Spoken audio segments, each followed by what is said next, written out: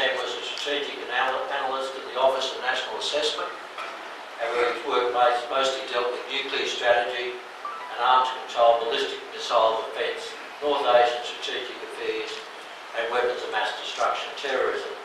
He's also worked on arms control policy in the Department of Foreign Affairs and Trade as an analyst in the DIO, Defence Intelligence Organisation. He writes for newspapers and magazines both in Australia and around the world, and is a regular commentator on the Lowy Institute's digital magazine, The Interpreter, which was the founding editor from 2007 to 2014. So a really important issue, and I think you chose this topic before the meeting with the President of North Korea and the President of the United States. So it'll be very interesting to see your take on what, if anything, came out of that meeting. So can I now ask Sam to come up to the stage and give his presentation on North Korea, the Twilight leadership? I should start actually by just noting that I'm not here in the guise of being a Korea expert. I know we have several of those in the room, including someone who I met earlier who actually visited North Korea just a couple of years ago. It was fascinating to hear about that. My approach to this subject is, well, as you can guess a little bit from my background, is geostrategic. That's international politics and international strategy is really my background, and so inevitably I come at this from a kind of, if you like, a chessboard perspective, and that has its weaknesses, of course. It means you aren't as well versed as country experts are in the local nuances. So keep that in mind as you listen. That is something that perhaps weakens my analysis in particular respects. So I am taking this very high-level approach to this problem, which doesn't take very much into account the local politics of the situation as much as would be the case if I was a country expert. I guess the other thing to keep in mind in introduction is to say that I'm going to give a very pessimistic analysis here of the Korea situation, and in particular of America's position on the Korean Peninsula and in Asia generally.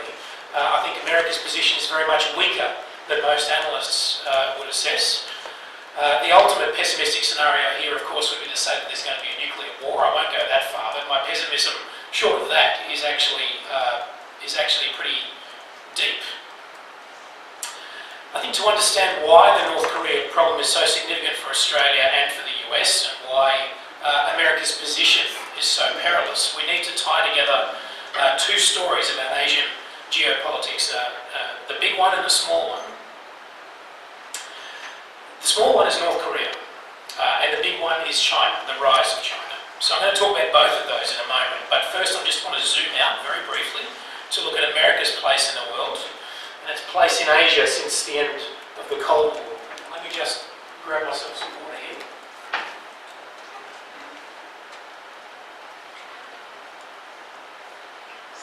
The lunch wasn't that good.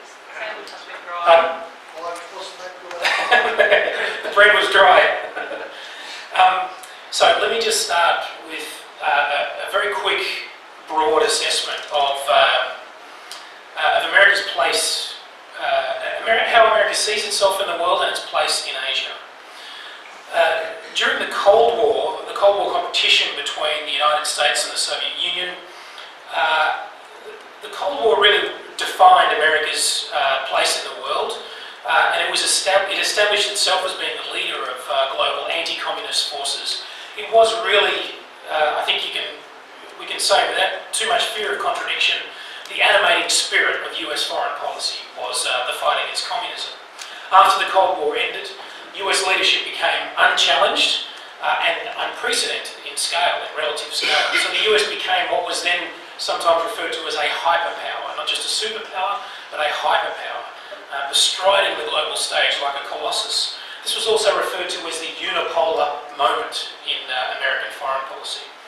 As a result, of course, the US had the luxury of addressing problems that it really couldn't afford to address before, and so the focus of American foreign policy shifted, dealing with transnational issues, removing trade barriers, responding to state failure, climate change, etc.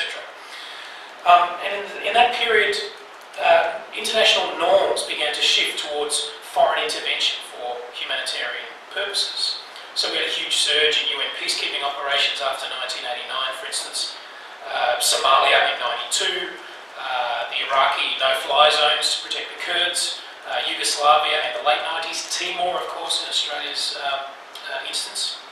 But then, of course, we had 9/11, and the US focus moved to another transnational issue, terrorism.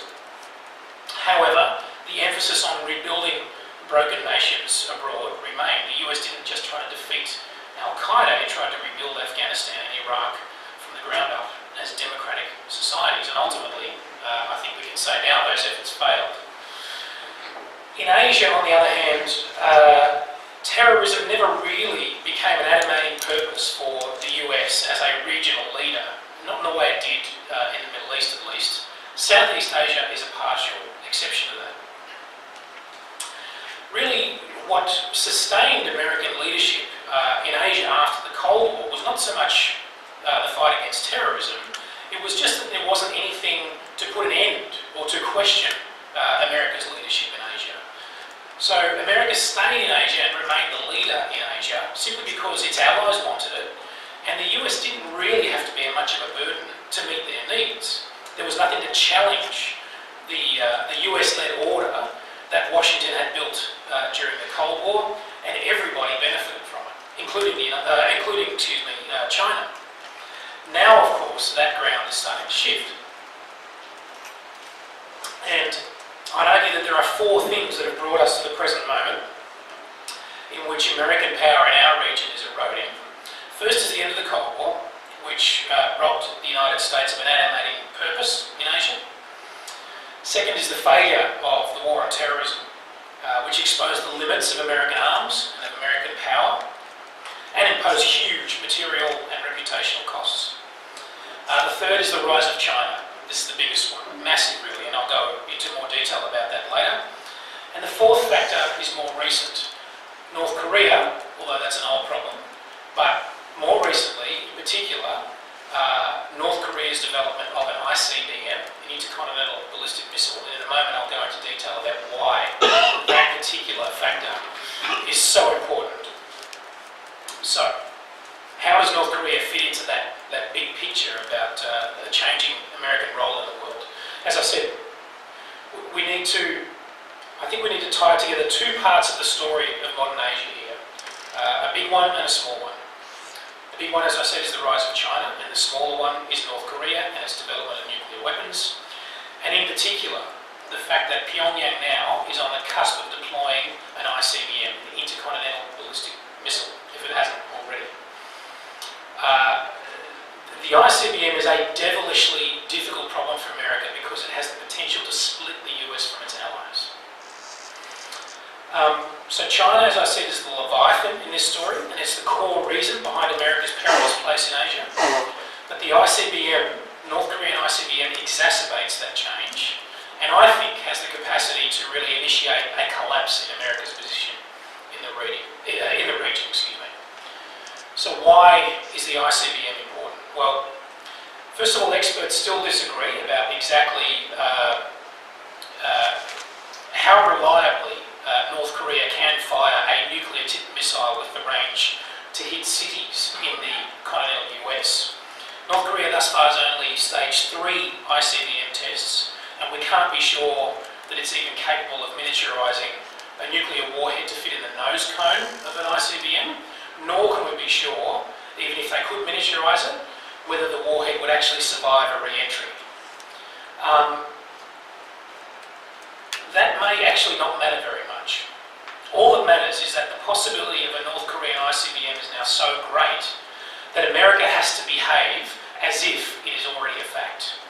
And of course, I think America already is responding. The ICBM is the weapon that led President Trump to threaten North Korea with fire and fury.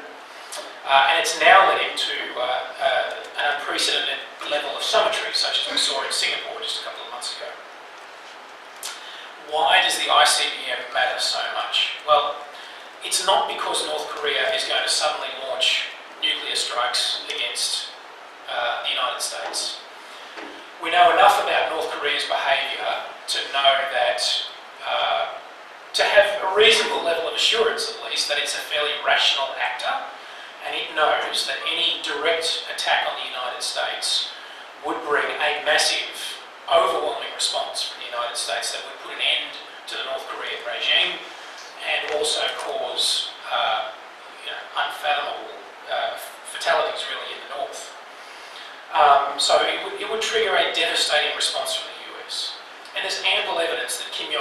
rational enough to avoid doing anything that would lead to certain demise.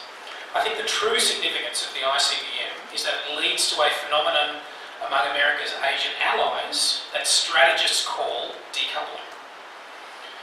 When North Korea can credibly threaten to kill hundreds of thousands of Americans in an instant, America's allies start to worry that US guarantees to defend them in the event of North Korean aggression suddenly appears less credible. It's one thing, of course, for the United States to put its armed forces in harm's way. They base them in Japan and in South Korea, where they could easily be at risk from North Korea's forces. But would the US really be prepared to risk Los Angeles, for instance, to save Seoul? Those kind of questions are going to start needling away at America's allies in the region, including Australia, over time. Now, the United States has faced this problem before, this problem of decoupling. It faced it during the Cold War in the late 50s and the early 60s, when the Soviets first developed the capability to strike the American mainland, the American homeland directly. And at that time, Washington had to convince its allies in Europe that it was still committed to Europe's defence.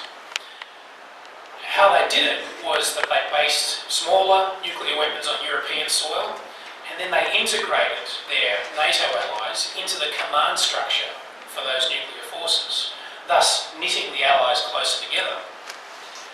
That won't work this time. First of all, there are practical problems with the Americans putting nuclear weapons back on South Korean soil. I won't go into that, but one of them is purely the politics. The South Koreans themselves are very reluctant to have nuclear weapons based on their soil again.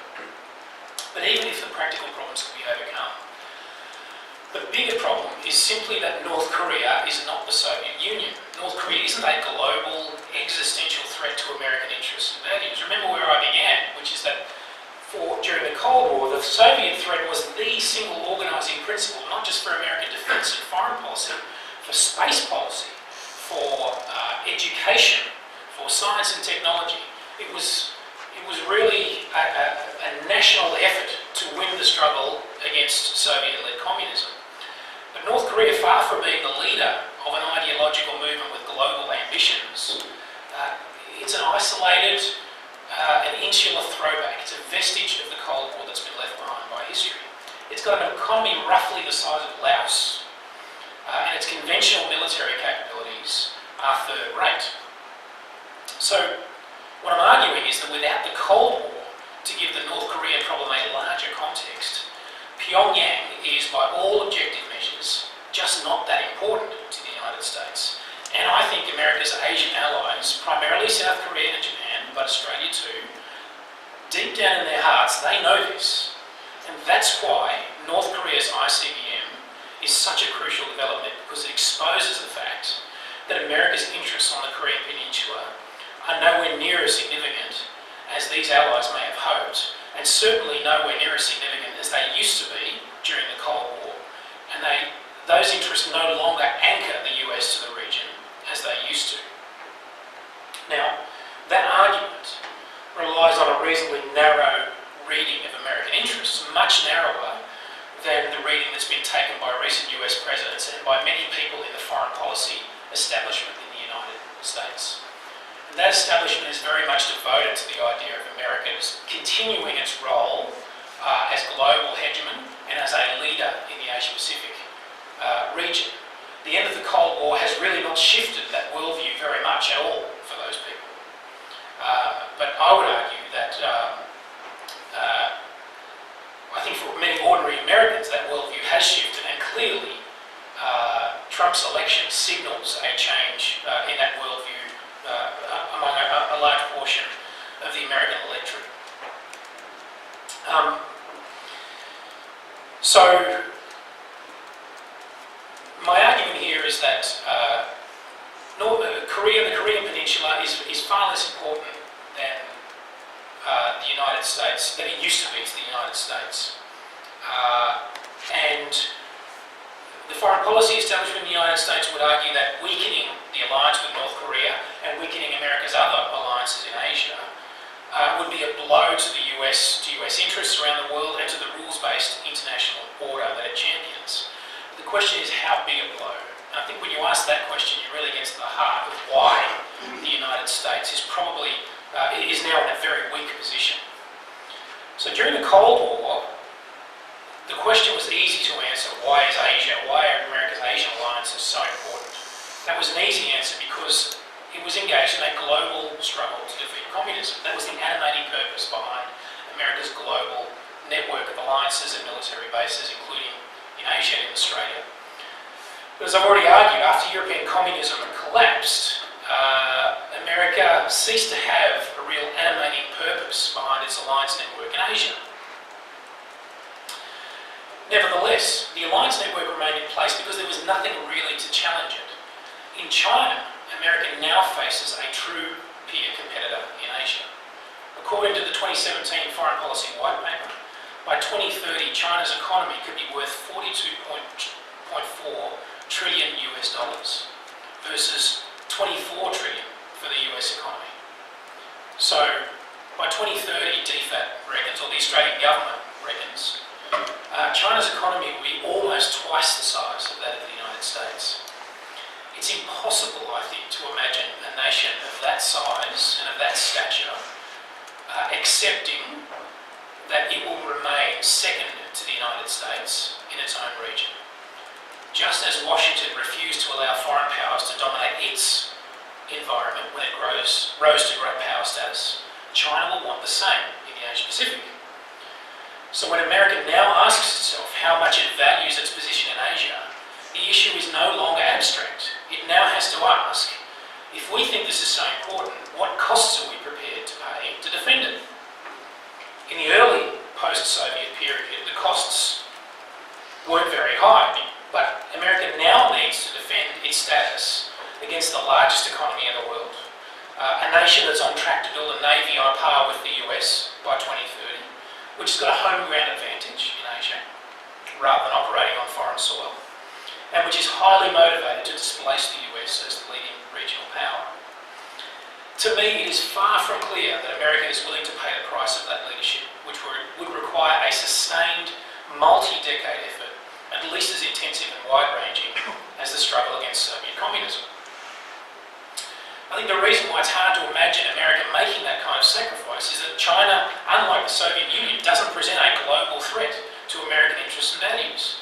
True, it's an economic juggernaut, and it has leadership ambitions in our region, but it doesn't have any evident ambitions to bury the US, as Khrushchev once threatened. And also, it's enmeshed in a global economy in a way that makes it impossible to isolate. Now, of course, the ambition that I talked about may yet grow from China. As the saying goes, the appetite comes with the eating.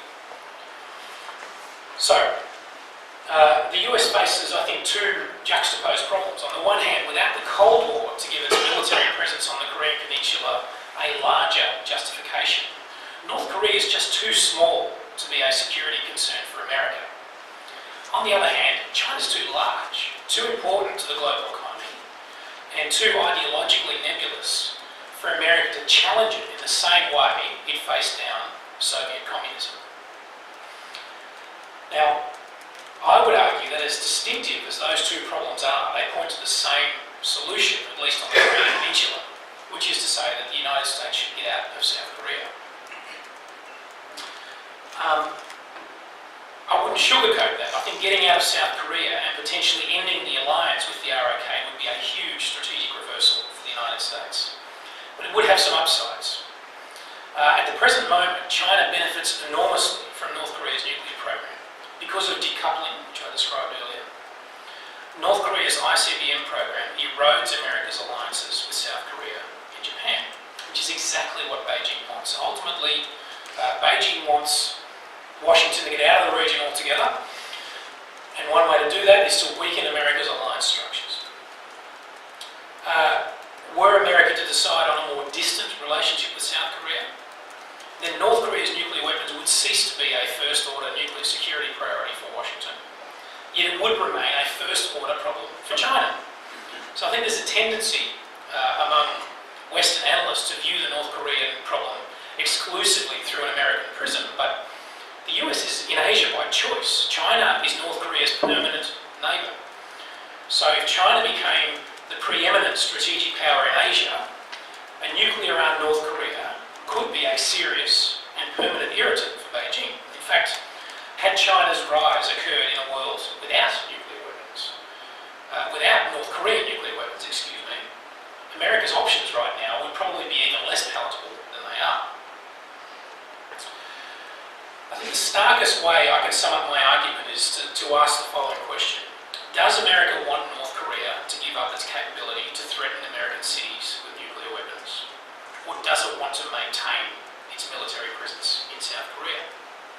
Or I could probably put it even slightly differently to that. Does America which does America value more highly? Protecting the homeland from North Korea's ICBMs or maintaining its alliance structure in Asia and its leadership, its strategic leadership of the Asian region? It can't have both, I would argue. And unless it negotiates with Pyongyang, it may end up with neither. Because the deadly combination of decoupling and China's rise is gradually eroding the credibility of America's presence in South Korea anyway. So before the Singapore summit, I argued that Trump should offer a trade. In exchange for North Korea giving up its intercontinental ballistic missiles, the US would permanently withdraw its troops from South Korea.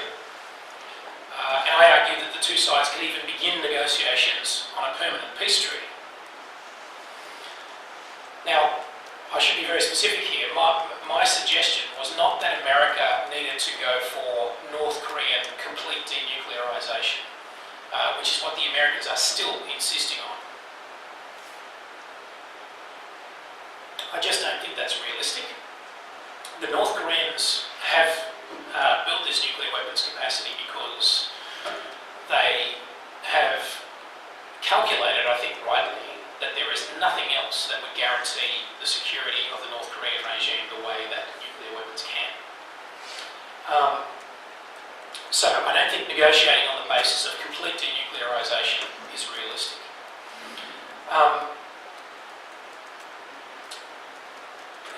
And I should add here that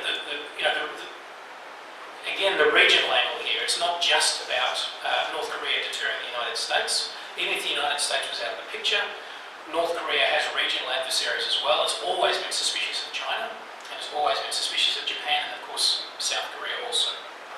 So for those reasons, total North Korean disarmament is not likely. It may not even be in American interests. It would remove a thorny problem for China. And so although an American retreat from the Korean Peninsula would be good news for China, I don't think there's any need for Washington to do Beijing any additional favours. So I would argue that the sole objective here should be for the United States to remove the threat of the ICBMs, the threat to the continental United States. Some would argue that it actually would be almost impossible to verify an agreement like that. I think that is a major problem. But on the other hand, there wouldn't be much incentive for North Korea to cheat. After all, getting the United States to withdraw from South Korea is probably why North Korea developed an ICBM in the first place. They want to remove the American threat, what they regard as an American existential threat to their regime, and the way they do it is by developing an ICBM that decouples the United States from its allies. So the North Koreans, even if it would be hard to verify dismantlement of their ICBMs, they have an incentive not to cheat. Why jeopardise the attainment of their goal, that is removing American troops from the peninsula, with a clandestine program? And in any case, having reached a settlement with the US of the kind that I'm talking about, Pyongyang wouldn't even need a long-range missile. All its remaining enemies would be close to home. So before the Singapore summit, that's what I argued for. The United States should be prepared to swap its troop presence in South Korea and even its alliance with the South in exchange for the North Korean ICBM program. Not a great deal for the United States, but I think the best one going. Now, of course, it didn't go that way in Singapore. We ended up with, I think, a fairly routine statement that didn't really bind either party to anything. And I think, despite the optimism on the US camp, it may slowly dawn on the US president. It perhaps already is, given that he has now directed his Secretary of State to cancel his travel to North Korea. I think it's dawning on the US president that North Korea isn't abiding by the in-principle agreement that was struck in Singapore for North Korea to completely denuclearise. There's a little kernel, though, of optimism, I think, that cockeyed optimism, I suppose, that still resides within me. I think there is room for a substantive deal like the one that I've suggested, because I think Trump has an appetite for it. He has no affection for alliances. It seems to me Trump stands for very little in a substantive sense. There are only a handful of things that he has believed throughout his public life. But one of those is that the United States is being exploited by its allies. Allies strike unfair trade deals with the United States, and then they force America to pay for their defence. That's been his complaint really since the 1980s. When he took out full-page ads in the New York Times in the early 80s complaining that the Japanese were exploiting America. And he really hasn't shifted from that view. So, because Trump has really no affection for alliances and thinks America is being exploited, I do think that America's troop presence on the Korean Peninsula, and potentially its alliance with South Korea, is very much on the table. Even if it's still, I don't think I would argue that it's a likelihood, 50% plus one, but I still think it's on the table, certainly much more than under any other conceivable president. Probably the more serious roadblock on any agreement like that is the administration itself. It's interesting to note that other than Trump himself, there are very few people within his administration who really fully share his worldview. He's found it very difficult to staff his administration, the national security and the foreign policy parts of it, because he can't find people who actually agree with, believe what he believes. Nevertheless, Trump and Kim are nothing if not mercurial, so I don't think we should dismiss the possibility of a grand bargain. It didn't happen in Singapore, but it might happen later. And in fact, I think as difficult as a deal like that would be for America's allies in Asia, globally even, I think America's allies have an interest in encouraging a deal like that. An agreement that leads to the removal of US troops from South Korea would be historic, but the reason the consequences are so vast, really, is that it would be seen, I think, broadly as just the first step in a broader US retreat from the region. Allies, including Australia, would get a clear signal from a deal like that America believes Asia is not worth fighting for. So regional confidence in the US would decline. And over time, the incentive for South Korea, for Japan, and eventually perhaps even Australia to substantially increase their own defence capabilities and maybe even develop their own nuclear weapons capability would grow. But what I've tried to argue today is that thanks to the rise of China, largely, but also thanks to North Korea's ICBM, America's position in the region is eroding quickly anyway. So the US needs to find more solid ground. America's alliance network, its leadership of Asia, is a declining currency. So it needs to make a deal now while those things are still worth something. So the task then, I think, is for the US to negotiate the most favourable terms for its slow, steady withdrawal from the region. It's not going to disappear from the region entirely, of course, and I think that the kind of step I'm advocating here, even if it retreated from South Korea, it would maintain a very substantial presence in Japan, of course, and of course in Australia, and it may even, as a result of any Korea deal, it may even strengthen its military presence in Japan and in Australia. And we certainly shouldn't want the United States to disappear from the region entirely. But the leadership in our region is unmistakably in transition. And I think it's in the interest of America's friends and allies in Asia to see that that process of transition happens in the smoothest way possible, and that the US negotiates that shift from a position of strength. So I'll leave it there, and I'll